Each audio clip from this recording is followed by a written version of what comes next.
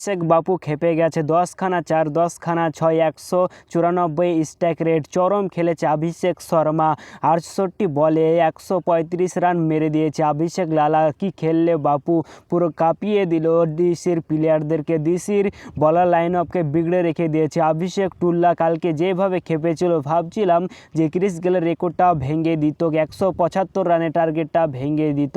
কি সুন্দর চরম খেললো অভিষেক লালা, কালকে 135 রানের একটা বড় পারি খেলে গেল, সেঞ্চুরি করলো ভাই। 47 বলে কাঁপিয়ে দিল পুরো ডিসির প্লেয়ারদেরকে, ফিল্ডিংকে সেট করে দিয়েছিল অভিষেক লালা। কেন প্রথমে যে লম্বা লম্বা ছয়গুলো মারছিল দেখে আমার জান জুড়িয়ে গেল, কি বড় বড় চারগুলো মারছিল, বাউন্ডারির বাইরে যাচ্ছে, কেউ ক্যাচ ধরতে পারছে না, কেউ ফিল্ডিং ভালো করে করতে পারছে না ডিসির।